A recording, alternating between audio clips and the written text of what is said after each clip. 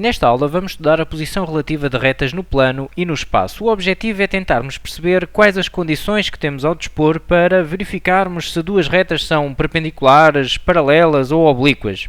Bom, mas antes de passar a essas condições, eu vou alertar aqui para uma situação que me parece interessante. Relativamente, por exemplo, a esta condição que eu vou aqui escrever, x igual a 5, o que é que nós podemos dizer? Portanto, estamos em geometria, x igual a 5, representará todos os pontos cuja abscissa é igual a 5. X representa aqui a abscissa, ok? Mas, em termos geométricos, o que é que representa esta condição? Bom, o que eu queria alertar é que esta condição pode representar situações diferentes dependendo se estamos a trabalhar em OXY apenas ou em OXYZ. Se estamos a trabalhar em OXY, ou seja, no plano OXY, esta condição representa uma reta, como nós já estamos habituados a ver. Eu vou até fazer aqui a representação para ser mais fácil de percebermos do que estamos a falar. Temos então aqui o plano OXY e se eu representar neste plano OXY todos os pontos que verificam esta condição, ou seja, x igual a 5, é esta condição que eu quero verificar, eu irei obter então uma reta vertical, porque realmente todos os pontos que estão nesta reta, a passar aqui em 5, no eixo das abscissas, verificam esta condição. Por isso esta condição no plano OXY representa uma reta. Mas se estamos a trabalhar, e nós precisamos de saber onde é que estamos a trabalhar, ok? Precisamos de saber onde estamos. Porque se estamos em OXYZ, esta condição já irá representar um plano. Vamos tentar perceber o porquê também, ok? Temos aqui então agora um referencial, OXYZ. Vamos representar aqui a origem, depois aqui x, y e z. E se eu representar então neste referencial todos os pontos que verificam esta condição, ou seja, todos os pontos cuja abscissa é igual a 5, então eu iria ter um plano, tentando representar aqui esse plano, um plano a passar aqui no eixo do x em 5, ok? E portanto são situações diferentes. Vamos supor que ele estava a passar então aqui em 5, no eixo das abscissas. Qualquer ponto deste plano verifica esta condição. E por isso esta condição em OXYZ já representa um plano e não uma reta, ok? Portanto, é só para alertar e chamar a atenção que devemos saber, neste momento estamos em geometria, devemos ter atenção se estamos a trabalhar em R2 ou em R3, em OXY ou em OXYZ, ok? Bom, agora avançando então para a posição relativa de retas no plano e no espaço. Bom, o objetivo final poderá ser estudar a posição relativa de retas, mas eu vou começar por falar dos vetores, porque para eu estudar a posição relativa de duas retas, eu vou recorrer aos vetores diretores das retas. Então interessa perceber bem o que é que se passa com os vetores, ok? Então, relativamente aos vetores, nós podemos ter vetores perpendiculares, vetores paralelos ou colineares, também se diz colineares, ok? Que são vetores paralelos, ou então oblíquos. Eu diria que o objetivo do estudo da posição relativa, quer de retas, quer de vetores, passará pelo seguinte. Nós podemos começar por ver se são perpendiculares. Vamos já tentar perceber qual é a condição que nos permite ver isso. Se forem perpendiculares, está estudado. São perpendiculares, ponto final. Se não forem perpendiculares, vamos ver se são paralelos ou colineares. Se forem paralelos ou colineares, está estudado. Se não forem perpendiculares nem paralelos, então são oblíquos, ok? Então vamos tentar perceber qual a condição. Vamos começar aqui pelos perpendiculares. Nós já sabemos uma coisa, os vetores são perpendiculares se o ângulo entre eles for de 90 graus. Bom, eu vou tentar então representar para ajudar aqui à explicação. Vamos representar aqui dois vetores, vamos chamar vetor A e vetor B, por exemplo. Vamos supor que estes vetores fazem aqui 90 graus, ok? Temos aqui um vetor A e um vetor B. Qual é a condição que nos permite verificar se eles realmente serão perpendiculares ou não, se fazem entre si um ângulo de 90 graus? E agora vou relembrar então uma forma muito importante que já aprendemos, que é a forma do produto escalar. Nós, com o produto escalar de A com B, seria dado por a norma de A vezes a norma de B vezes o cosseno do ângulo entre os dois vetores. Então conseguimos perceber facilmente que se o ângulo entre os dois vetores for de 90 graus, ficamos aqui com o cosseno de 90 graus, que dá 0, o cosseno, agora relembrando o círculo trigonométrico, cosseno de 90 graus dá 0, 0 vezes uma quantidade real positiva dará 0. Ou seja, o produto escalar terá de dar 0. E da mesma forma, se o produto escalar dá 0, uma vez que estas normas têm de ser positivas, é porque este cosseno tem de ser nulo e, portanto, é porque este ângulo tem de ser de 90 graus. Ou seja, conclusão, se eu quero estudar, se eu quero garantir, verificar se o vetor A é perpendicular ao vetor B, então eu vou utilizar esta condição, ok? O produto escalar terá de ser nulo. É isto que me vai dar a garantia que eles são ou não perpendiculares, ok? Se o produto escalar for 0, então são perpendiculares. Se for diferente de 0, não são, ok? Eu vou agora tirar daqui uma conclusão, porque poderemos também averiguar se dois vetores são perpendiculares sem pensar sequer no produto escalar, mas resulta daqui, como vamos ver. E para isso vou então definir aqui os vetores nas suas coordenadas. O vetor A vou dizer que tem coordenadas A1, A2. O vetor B vou dizer que tem coordenadas B1, B2, para tirarmos aqui uma conclusão interessante, ok? Vamos também concluir aqui algo que já vimos em aulas anteriores. Se eu tenho as coordenadas de um vetor, facilmente consigo o seu declive. Vamos então ver o declive do vetor A. Relembrem que o declive era esta coordenada a dividir por esta. Seria A2 a dividir por A1.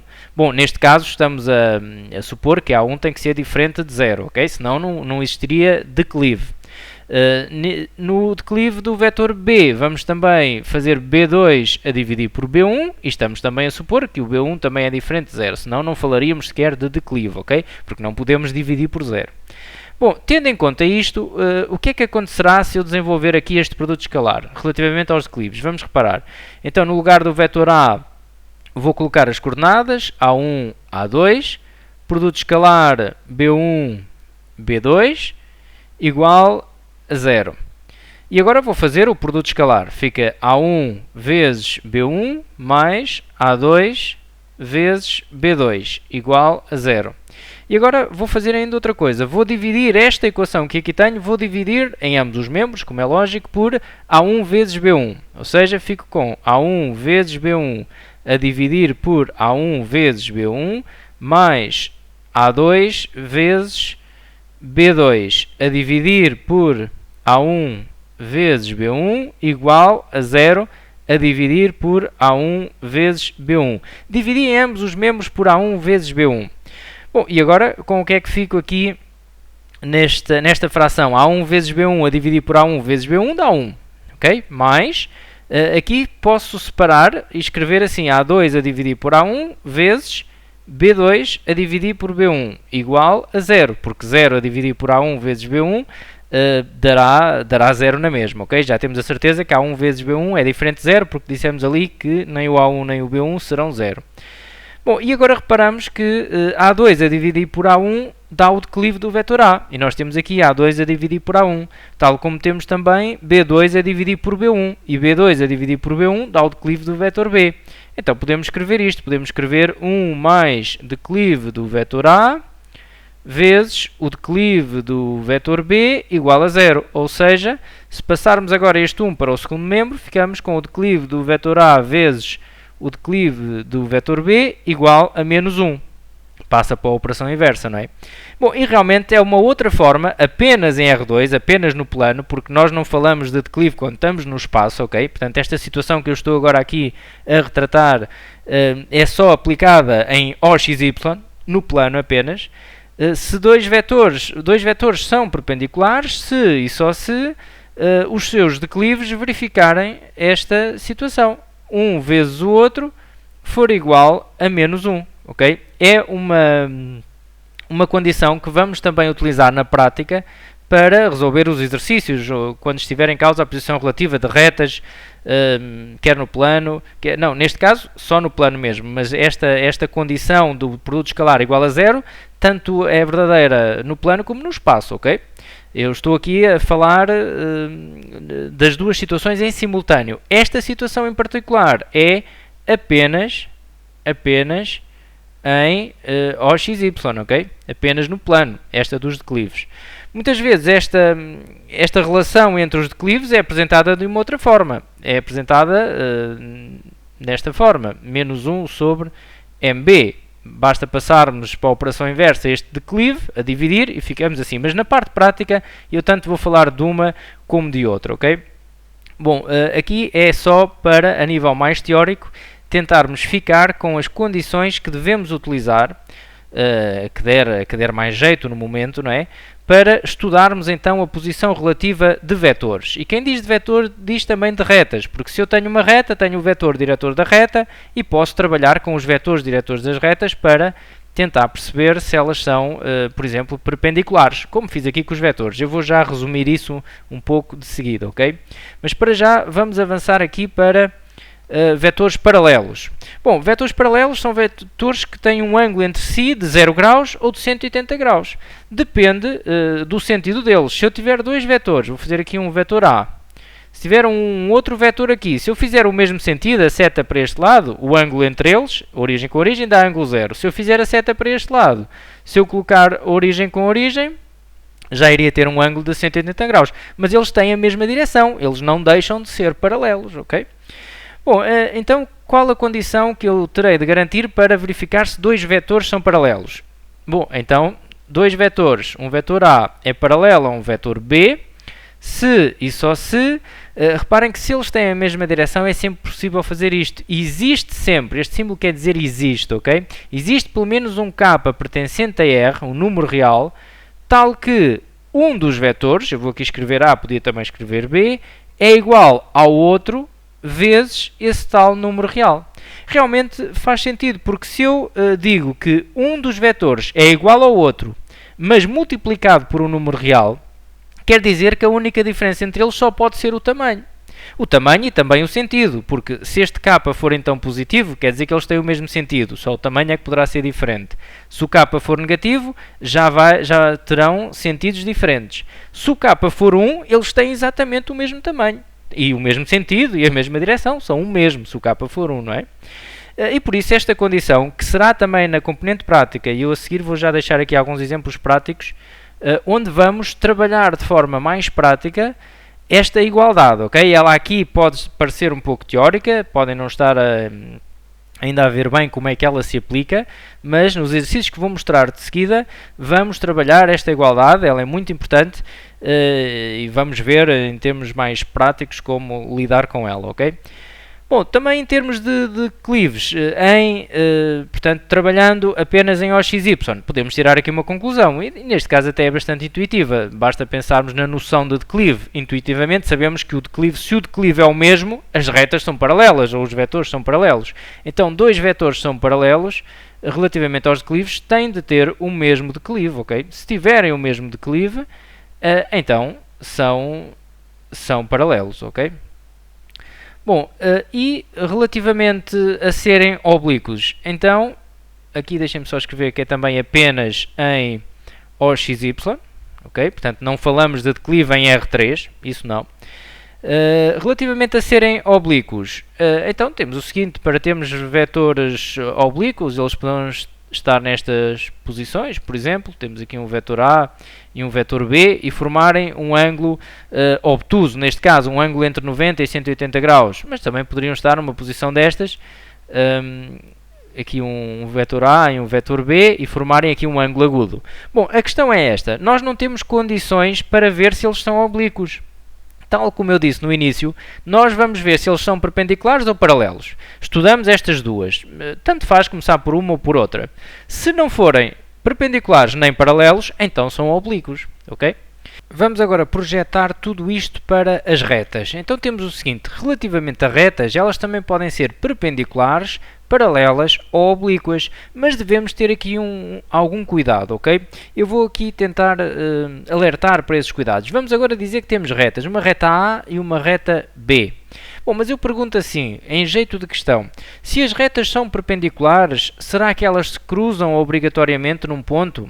Bom, podem cruzar ou não, dependendo se são ou não complanares. Vamos imaginar que estamos numa autoestrada, é uma boa forma de percebermos o que eu quero dizer. Estamos numa autoestrada e encontramos uma daquelas estradas desniveladas que passa por cima da autoestrada para não incomodar o trânsito, não é?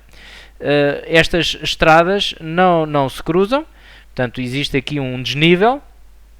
No entanto, se vamos supor que deixamos cair esta estrada que passa por cima, em cima da autoestrada, e elas fariam um ângulo de 90 graus, estas linhas que estamos aqui a representar, ok? Se esta estrada caísse em cima da autoestrada, fazia aqui 90 graus. Bom, há quem chame a este tipo de retas, que são então não complanares, ortogonais e, portanto, não definem como sendo perpendiculares. Mas aqui no nosso estudo da matemática, aqui do 11º ano, nós vamos dizer que estas retas são na mesma perpendiculares, são perpendiculares no espaço, ok? Temos é de ter em atenção uma coisa, podemos ter então retas perpendiculares que não têm nenhum ponto em comum, ou seja, que não se tocam se elas forem não complanares. Portanto, em cada exercício devemos acautelar isso se for relevante, não é? Portanto, se queremos garantir que elas se cruzam, então, de alguma forma, no exercício deve existir maneira de garantirmos que existe um ponto em comum entre elas. Porque elas, então, quando estamos no espaço, podem ser não complanares, ok? Bom, e agora, vamos então relembrar aquilo que vimos há pouco de vetores, que é exatamente o mesmo que aplicamos aqui em retas, salvaguardando esta situação de podermos ter retas então perpendiculares que não se cruzam, ok, no espaço, se forem não complanares. Vamos então relembrar que duas retas são perpendiculares se e só se os seus vetores diretores forem perpendiculares, se e só se o produto escalar entre eles for zero. Ou seja, esta condição do produto escalar igual a zero é que nos vai ajudar a verificar se duas retas são ou não perpendiculares, ok? E, como eu também disse há pouco com os vetores, também podemos trabalhar com o declive, se estamos no plano, não é? Portanto, apenas em x ou y. Se estamos no plano, podemos falar de declives. Então, se o produto dos declives for igual a menos 1, temos também a certeza que as retas são perpendiculares. Esta condição do produto escalar igual a zero resulta, quer seja no plano ou no espaço. Relativamente a retas paralelas, também posso lançar aqui uma questão. Será que se duas retas têm a mesma direção, são paralelas, elas podem ter pontos em comum ou não? Bom, não devemos esquecer também aqui uma coisa. Duas retas podem ter a mesma direção, podem, portanto, ser paralelas e ser coincidentes. Portanto, elas podem ser estritamente paralelas, como é o caso que eu estou aqui a representar, ou serem coincidentes.